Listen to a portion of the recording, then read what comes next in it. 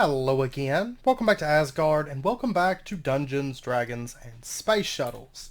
So, since the last episode, I have been working a bit more up here, and just kind of cleaning everything up, organizing, and then of course I did add a little bit more automation over here. Mainly related to stuff that we're going to be doing today. And then, let's see...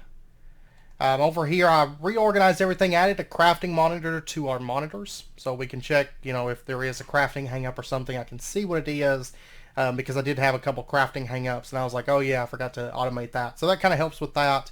And then crafting grid, pattern grid. And then this right here, this is for, I'll show you what this is for, things like the advanced gas tank.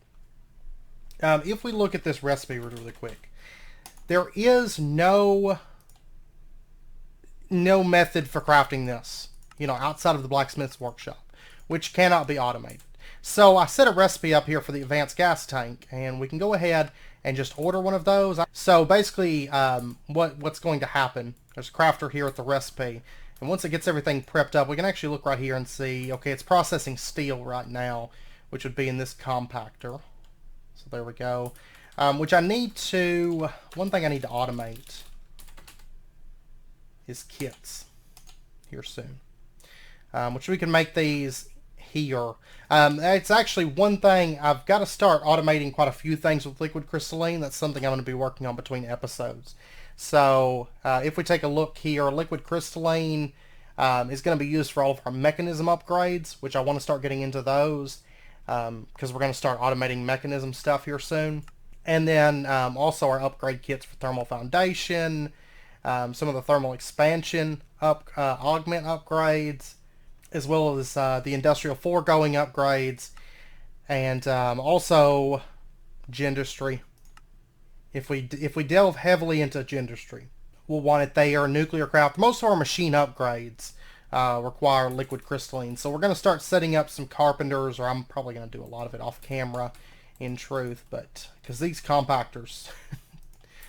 They're crazy slow. This is usually what I'm waiting on is compactors. So, of course, then again, we could do the metal press, which we might do that here soon as well, and just cut the compactors out. But I don't know. I've got to play around with a fully upgraded thermal machine.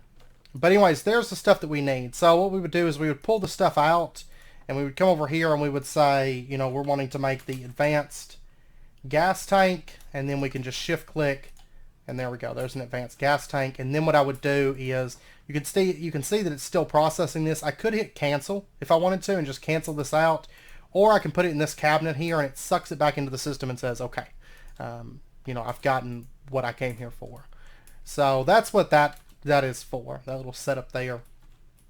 And then of course these are just temporary, but they're there. This is my crafting mainframe area. And if we step back here, you can see the controller is right there, and with the power cell connected up. And then our network transmitters, one new network transmitter is plugged up. And if we pop over here, we have our disk drive. Our one disk drive is plugged up over here. So like I said, that's going to be one of the main purposes of this building, is for that. And then I've started building something over there, but as of right now, there's not much to it. It's just a general shape. So we'll get back into that later. And then I also put this marker here, which is going to be important here soon. Just some stuff that I've started working on. But okay, so what we're going to be doing today, the very first thing, over here actually, I went ahead and set up one xnet system. That's not to say that we're not going to set up another one, because we're going to do one on camera as well, but I went ahead and set this up as I was cleaning things up, and this is just basically the exact same thing that we had before. The crafter feeds the items into this cabinet, which there's a connector that pulls them out, there's power, and then it sends them with filters into where they need to go. So everything is filtered. Basically identical to how we had it set up before. It's just using xnet, which we will cover xnet on camera briefly. I'm not going to spend a lot of time on it because we did a lot with it on Enigmatica. I think most of the viewers that have been around for very long on the channel are probably familiar with xnet at this point. So on that note, let's go ahead and order a controller. And then I'm also going to want to get some cables from xnet. Let me go ahead and order another, let me order another batch of these. And then let me get some connectors. And I think I'm going to go ahead and order another batch of these as well. And the advanced connectors, we're going to be setting these up soon because I'm going to want them for like mechanism especially. And we'll cover those briefly whenever it comes time for those. So, but you can see right here, I can see what all is being crafted, what's going on. Oh, it's because it's making plates already. But I can see what's going on with the different crafts, the percentage completed, and then as well as the total time that it's been running. So, and how many are being made, because this makes 6 connectors, this makes 1 controller. So that's what's going on there. Also over here, one thing I forgot to mention, if we pop over to this just really, really fast, I did, not too long after last episode, I upgraded our laser lens to a crystal laser lens, so now we have a better chance for crystals. And since that time, we are up to 49 erodium, which is actually about where we were last episode, but it's built back up. It builds up a lot faster now that I have the crystal laser lens, as opposed to when I had the standard lens, which it took 54 erodium to make that, which was a little bit steep, but it's definitely worth it. So now you'll notice I still only have 1 Lonsdaleite. That stuff, it's a very, very low chance. It's only like a 0.03 chance to get Lonsdaleite, but luckily you actually don't need a whole lot of it. So there's really no point in working to try to get more of that coming in, because we're just not going to need that much of it. So, okay, but what I was working on between episodes, we're getting our xnet stuff together. We're going to cover that in just a minute. But I did go ahead and automate some machines. You can see I've got some gas burning generators built up in here, and we'll go ahead and pull those out. And I've got armor in here. I'm going to handle that later. The thing about refined storage, if you have an AE system, you generally don't want a bunch of armor in it, because it's just not a good way to handle armor and things that don't stack, you know, with applied energistics. But with refined storage is basically, you know, it's kind of just a watered down, really simplistic AE2 system. So you just dump everything in there and it doesn't really matter, because storage is more or less infinite with refined storage, because you don't have a limit on item types in a disk drive, and you don't have increased byte usage based on how many different types of things you have stored and stuff like that. So you just dump everything in here and you're good. So we've got some gas burning generators. We also have an electrolytic separator, and I did automate these things because we will need them as we progress with mechanism. We will need them more and more as time goes on. Also a pressurized reaction chamber and a crusher.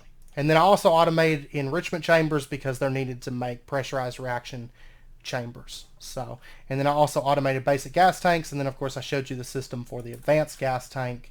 And the advanced gas tanks are used for the gas burning generator.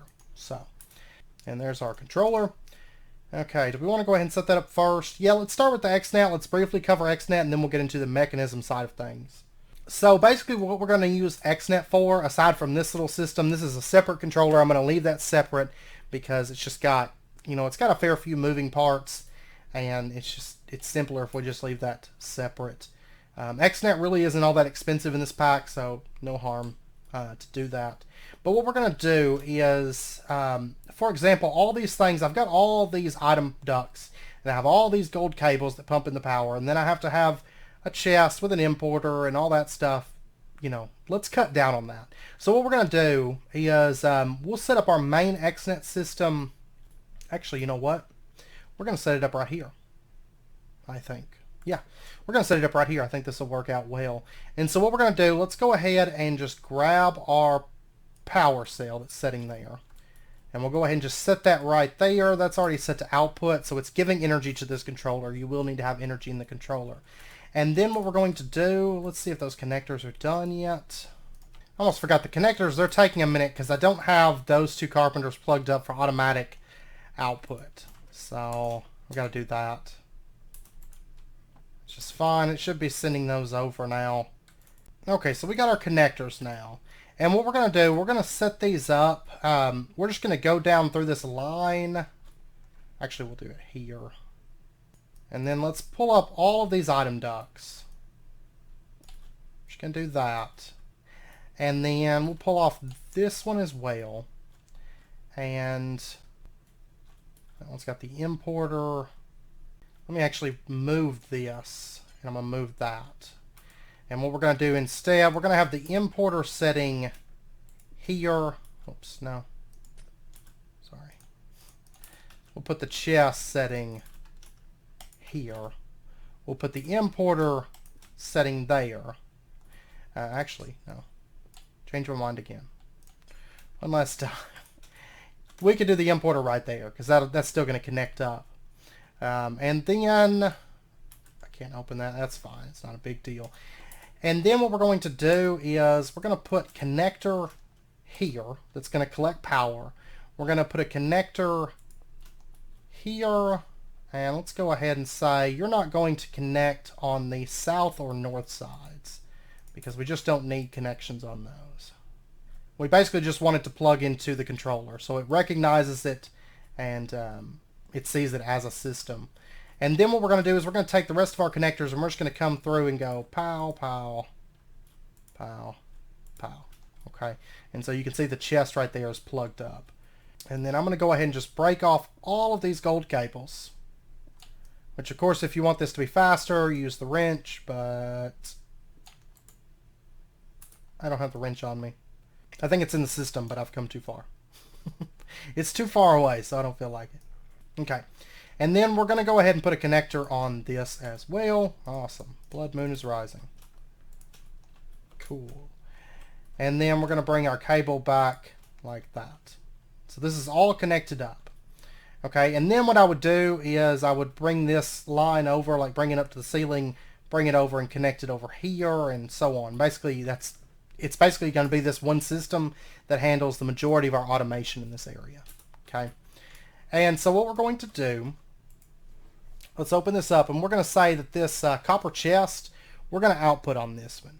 So let's go ahead and say this is going to be channel number 1. We're going to create this as xnet item. And we're going to say channel number 8 is going to be, I had it on the right there, xnet energy. We'll go ahead and create that.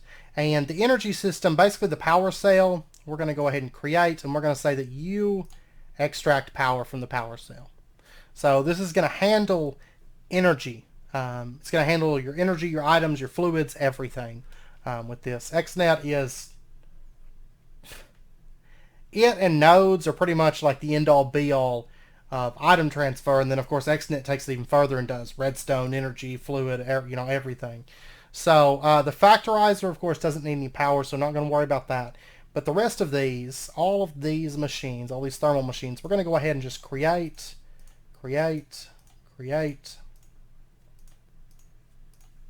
just all the way down.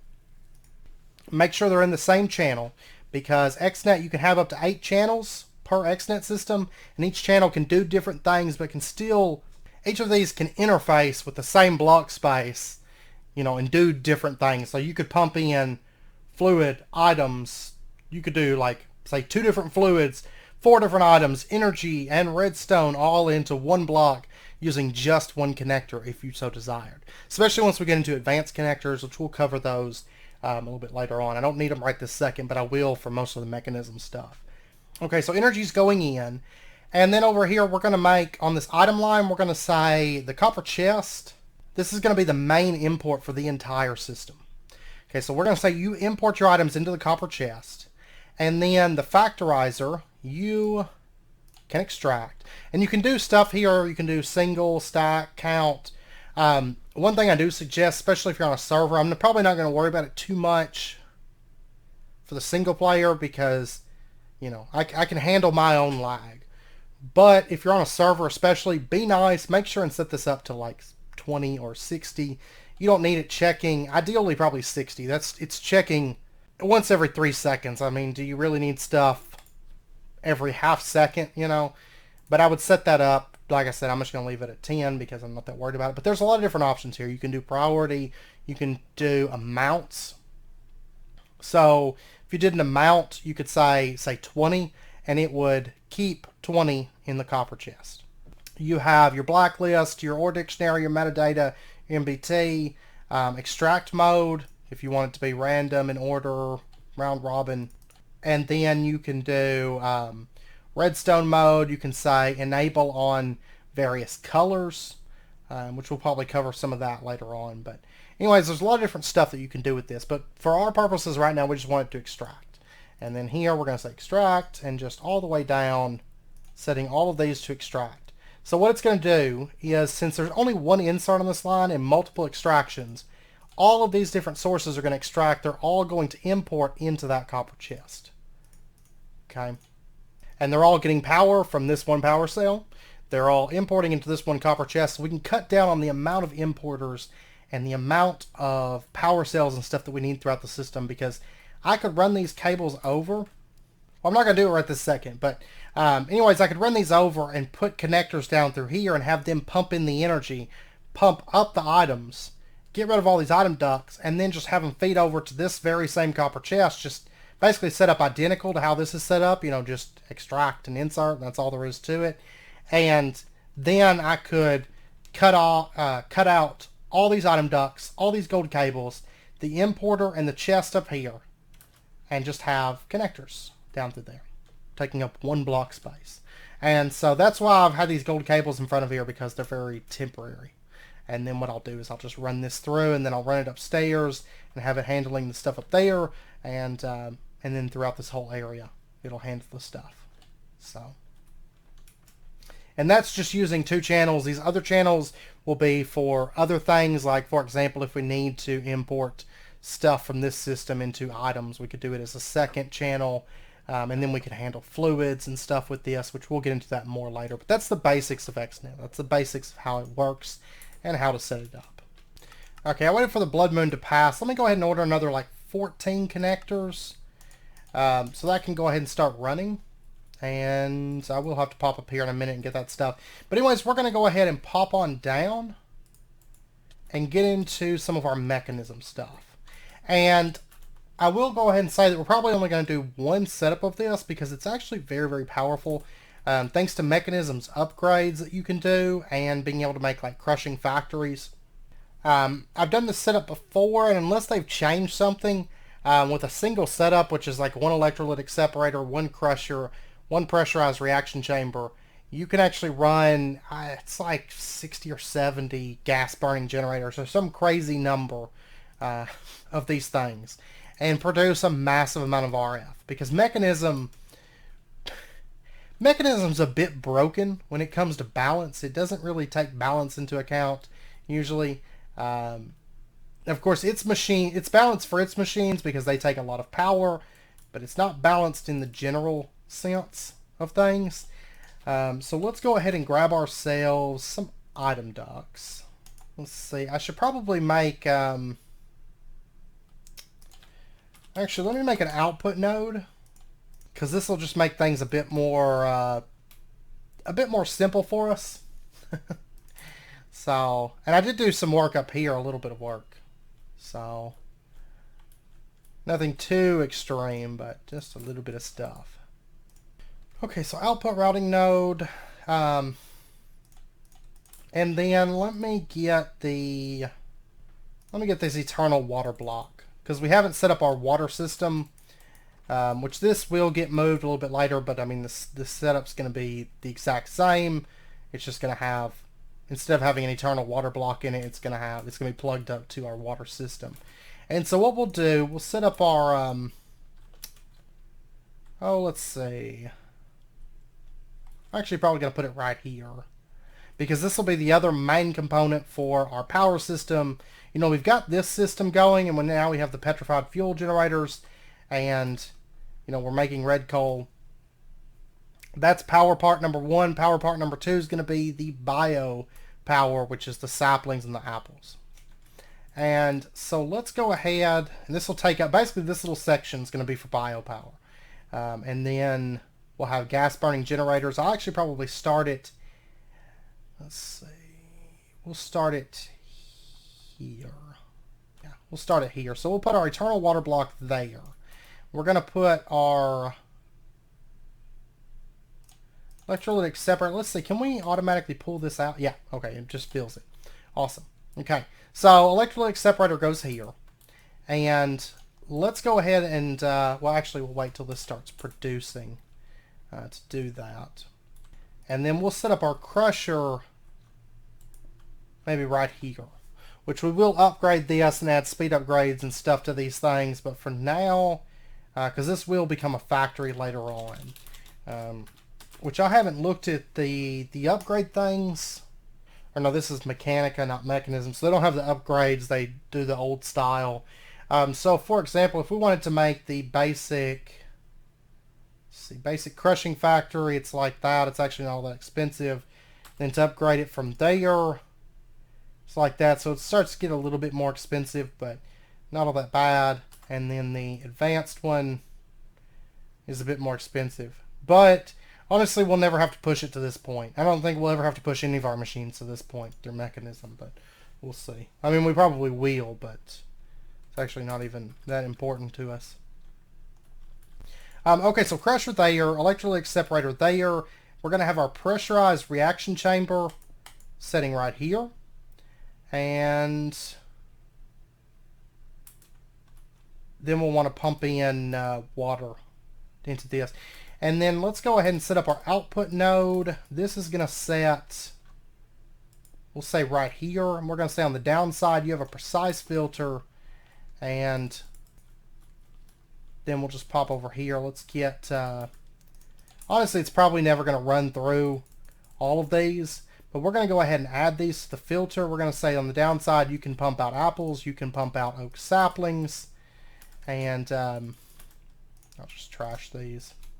Like I said, we won't ever really need another crusher. So it's just going to run what it has. I mean, we could, I guess.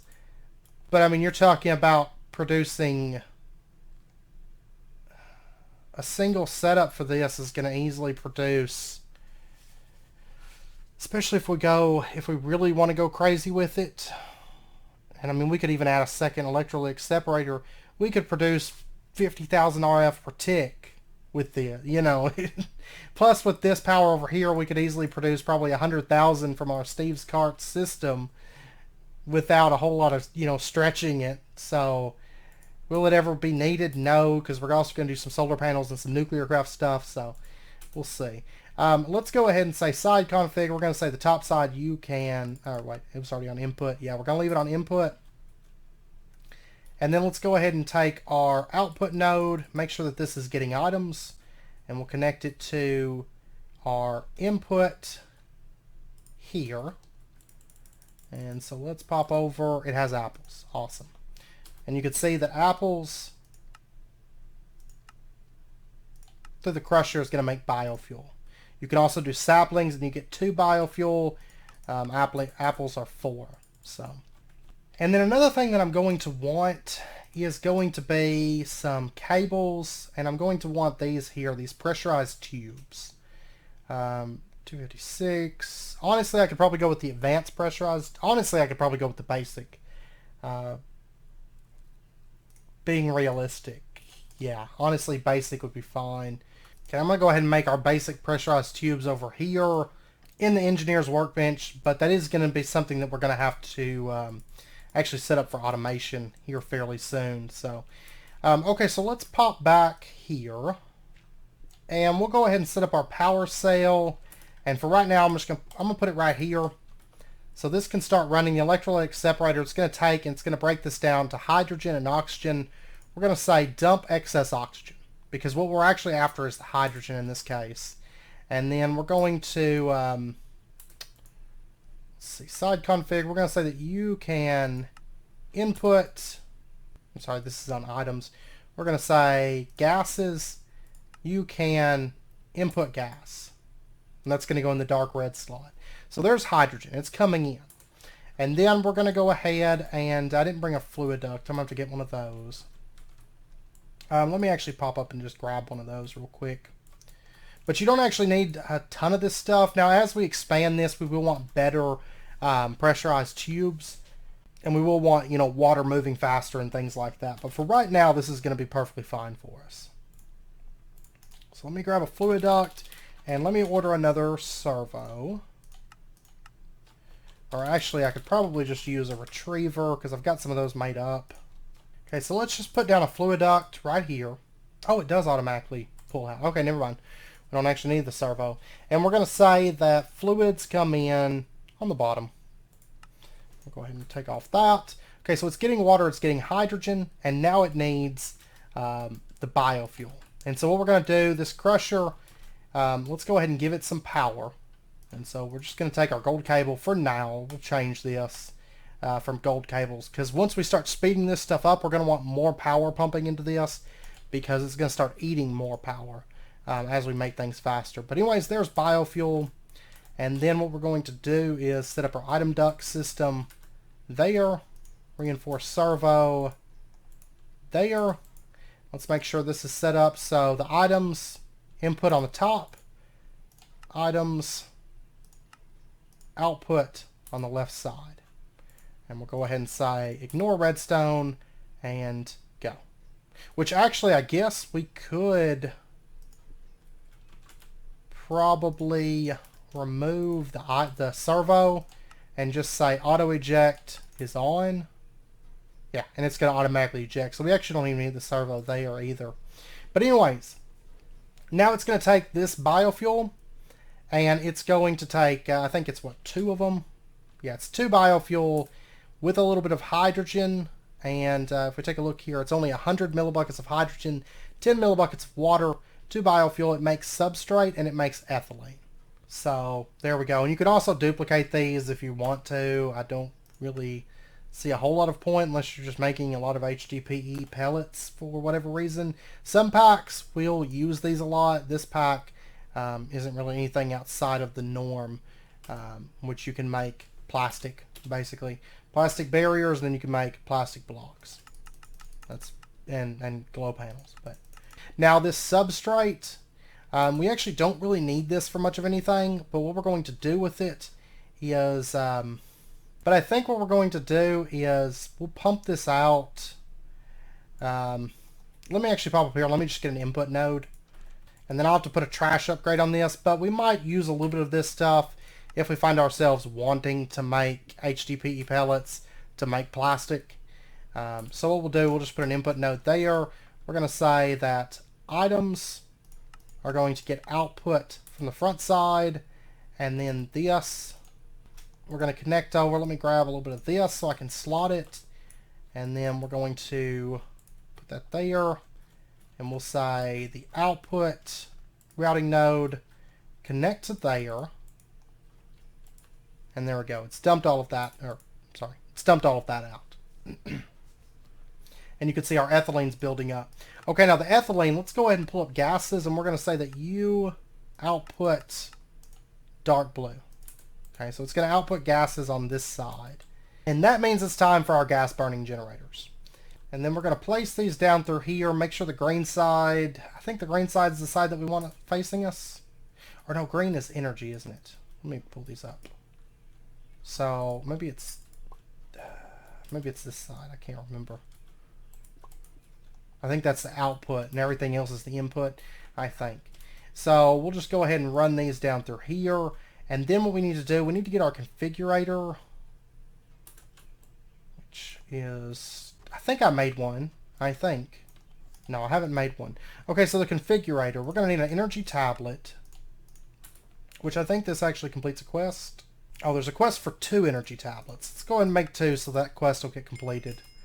Just because we're kind of doing it. So we get 2 steel plates, electrosilicon, and a silver coin from that. And then let's go ahead and get our configurator. So there we go. And let's see, let's grab this solar panel. It's not even running at the moment anyways.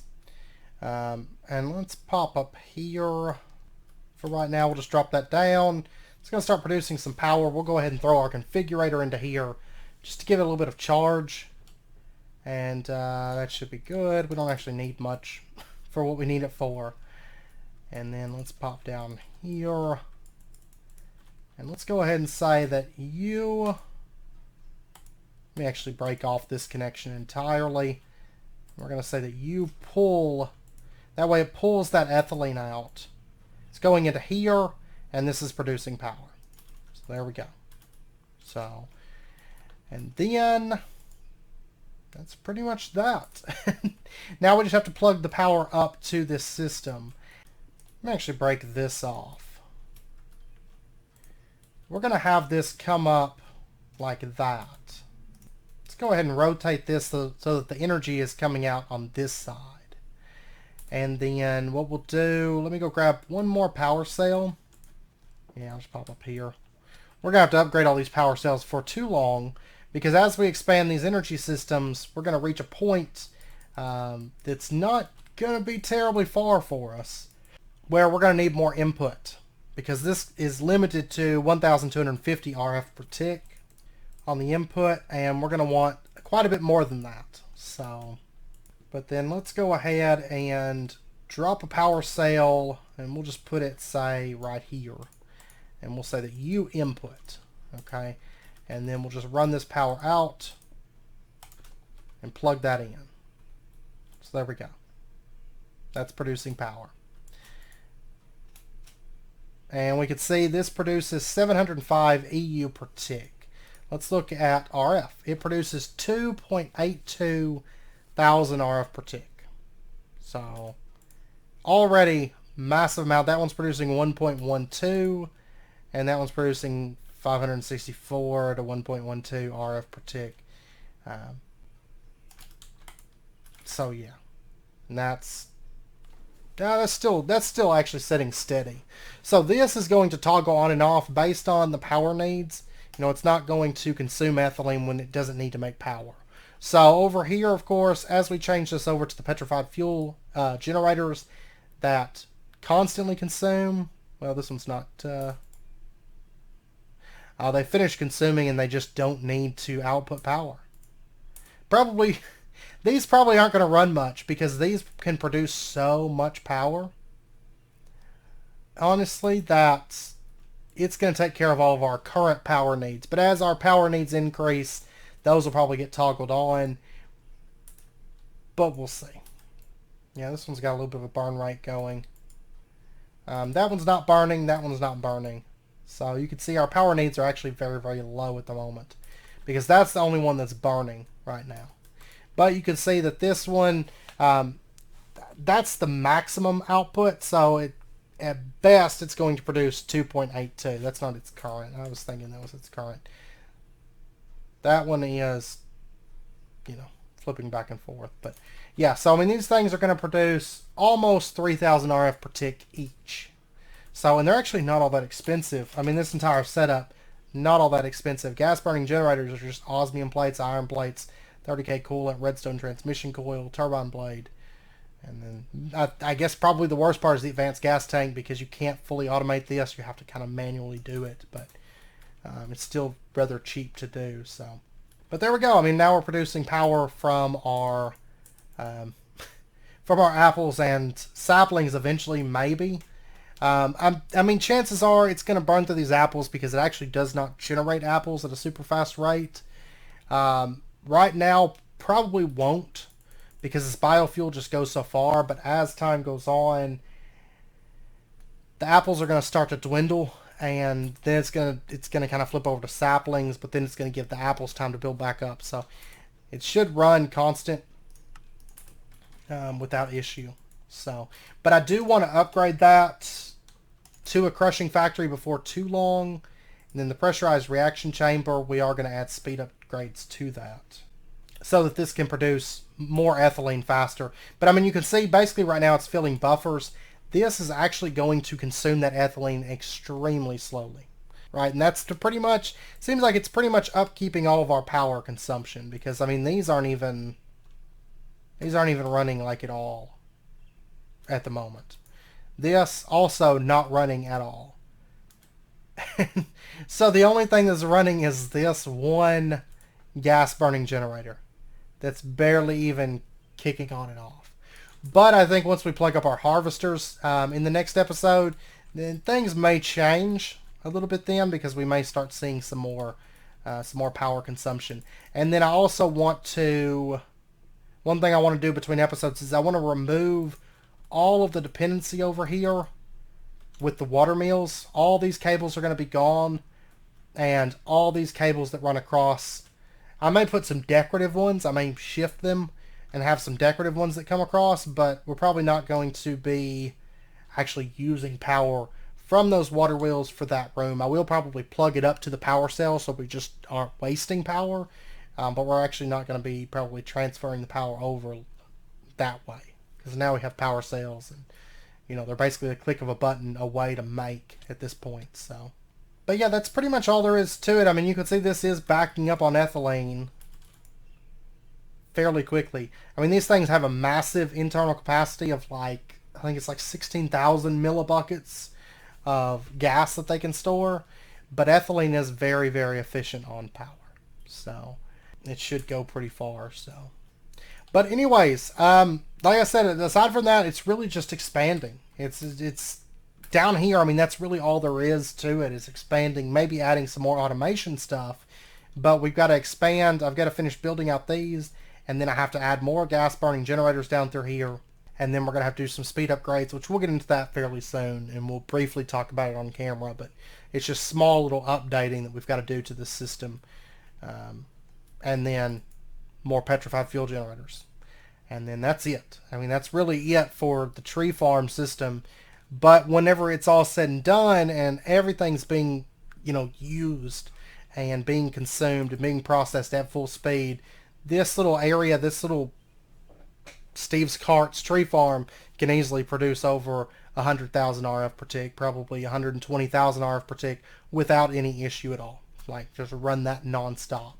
So, I mean, there's a lot of room to expand as we progress. Anyways, I hope you guys enjoyed the episode. If you did, as always, be sure and hit that like button and go ahead and subscribe if you're not already to stay updated with when new videos come out. And this little area down here, I'm actually going to be working on this between episodes, hopefully, and actually start building this out. So now that we've got some of the final components in here. So, but anyways, I hope to see you guys next time. Until then, as always, do take care, stay safe. I'll see you guys then.